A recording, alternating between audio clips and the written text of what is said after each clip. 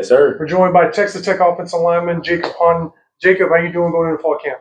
Great. Excited. I love fall camp. It's a grind, but love to. One thing I got to focus on is football. That's all I got to do. And then, what would you say was your favorite thing you did this off season away from football? 4th of July was fun. Saw my girlfriend, some friends from home, went to the lake.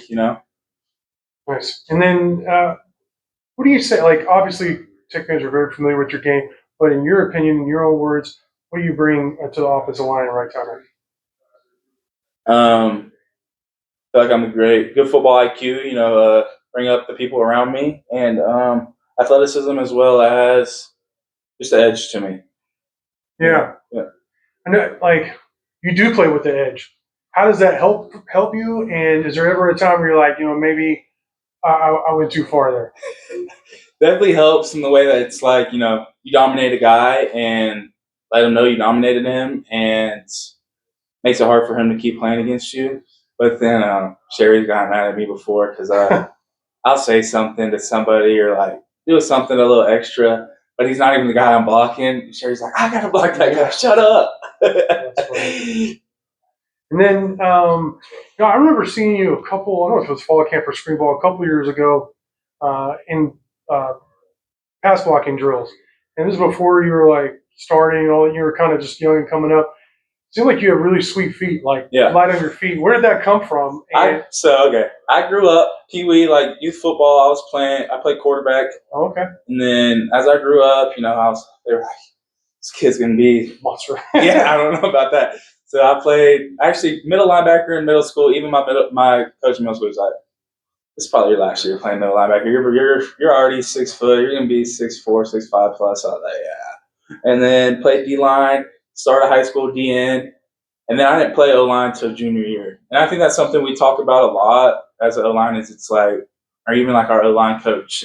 He was at Wazoo. He said he recruited big tight ends and big quarterbacks and moving them to offensive tackle because I wouldn't want my kid to play O-line growing up until later, because I think that's really helpful in developing your athleticism and things like that. That makes sense. And then how is it going with Jordan Church working next to him? He's a great guy, great player, and he's a great person, hilarious guy. Similar to DC, like I played with last year, like their skill sets, super powerful guy.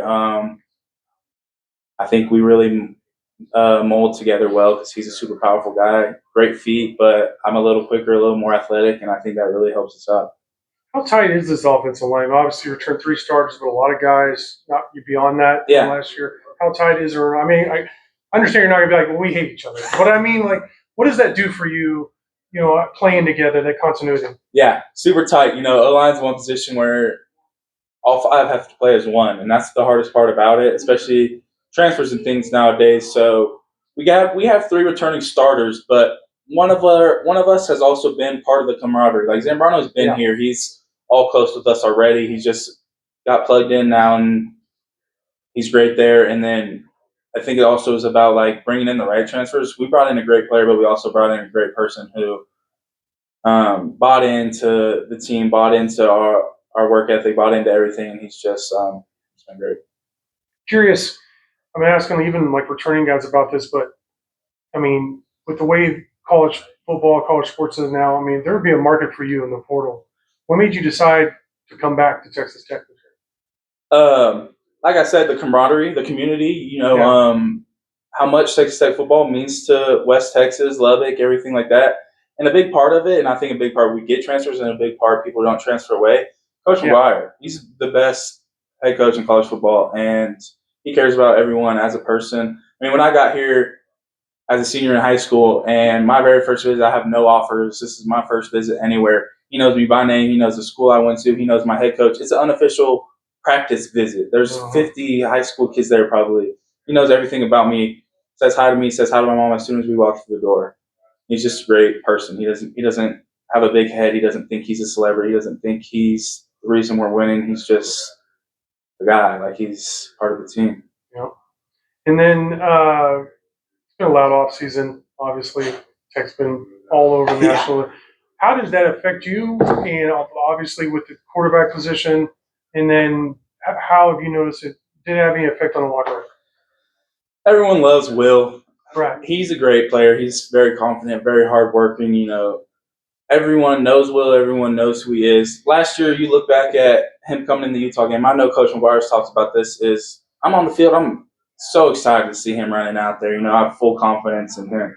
Everyone on the team does. And noise is noise. There's always going to be noise. There was noise last year about transfers and things like that. And you can't help but hear it, but you can't let it dictate anything you're doing. And it doesn't. Like Coach McGuire says, what's next? Like you have a day-to-day protocol like what you do every day, and that doesn't change just because of something happening.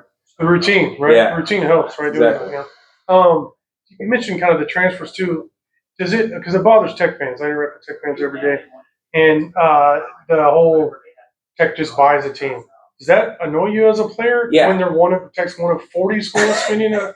It's annoying. Is people like to act like we spend all the money. Everyone's spending money. Everyone's doing this. It's part of the game now. Like, what do you want us to do? Just let everyone else do it. Let everyone else, and let's just sit back and just let it happen. It's doesn't have just you can't just throw money at people and then come to their school. That's not what we do. We build a great family here, and like I said before about churches, it's not just about finding great players. It's about finding great guys. You just have to go out and scout these guys. A lot of transfers don't pan out. A lot of things don't work at other schools, but it works here because we take pride in finding the right people, not just the right players. And Jacob, your individual and team goals this year? Team goal is win the national championship. I think last year, I know Will's talked about this. I've heard other people talk about this. Is our mindset was let's win the Big 12 and then let's keep going. This year, Big 12 is expected. That's below the bar. We want to go win the national championship. My goal this year is to be first or second team all conference and really build on what I've done last year. All right, Jacob. Really appreciate your time. Thank you. Yes, sir. Thank you.